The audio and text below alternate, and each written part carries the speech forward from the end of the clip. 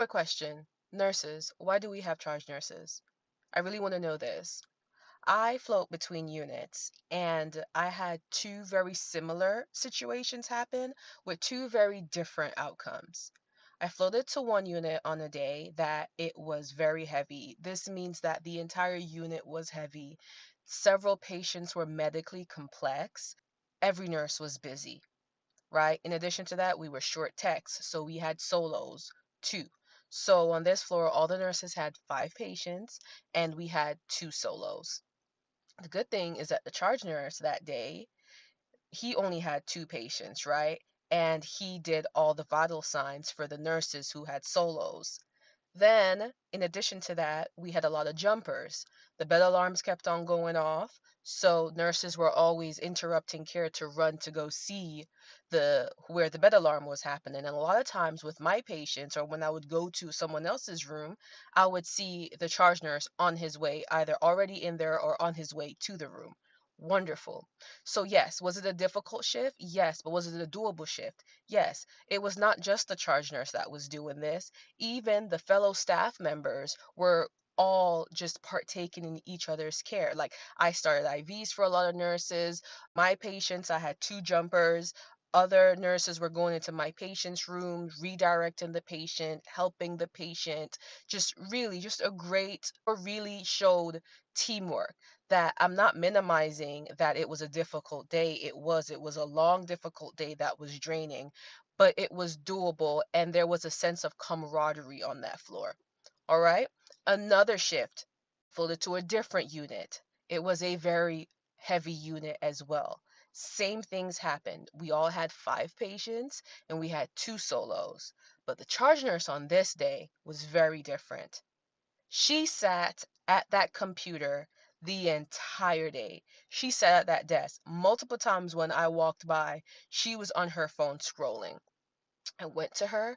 I told her that, my assignment is very heavy. Like out of my 5 patients, 3 are heavy patients. Patient every single hour, there were multiple meds due within that hour. So if you know what the epic brain looks like, I mean, my epic brain was busy. This is even with cluster caring. Other nurses had difficult assignments too. So I'm not just going to say it was just me. Other nurses had difficult assignments too, and the charge nurse was mostly at the desk. It would have helped if she did her solos. It would have helped if she did her blood sugars. It would have helped if she's like, "Hey, which patient do you want me to pass meds on?" She didn't do that. Many times I would ask, "Where's the charge nurse?" Or if the secretary would call and say, "Hey, your patient is asking for help to the bathroom and I'm in another patient's room." I was like, "Okay, I'm in another patient's room. Can you send the charge nurse?"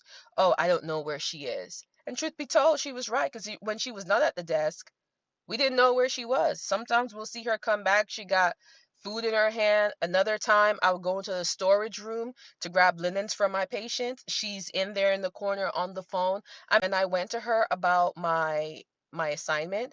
I didn't even finish getting the words out before she said, "Oh, well, it's a very heavy floor. It's a very heavy floor." Yes, I know it's a heavy floor, but we need to factor certain things in when you're doing my assignment. I'm not asking you to change my assignment. I'm telling you to look at my assignment and see how you can best change it for the next nurse. So, with that being said, what's the point of having a charge nurse who does not help? Because we see how a difficult shift can be manageable and doable with a good charge nurse. And then we also see how a very heavy shift, a heavy floor, a difficult shift could be poorly managed with a poor charge nurse. And what do you do in this situation? The manager know? Do you say something to the house supervisor? Or do you just push through, get your shift done, and move on?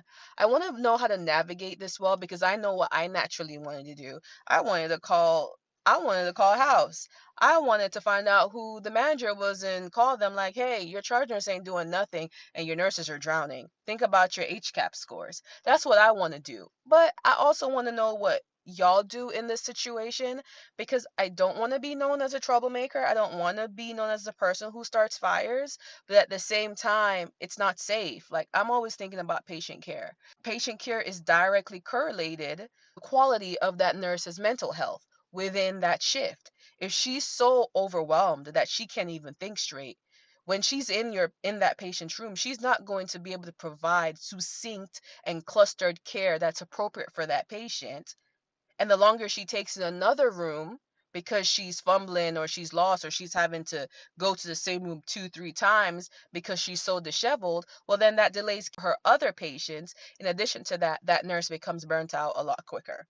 That's when you have your high call out rates, your quit rates go up, workplace violence goes up.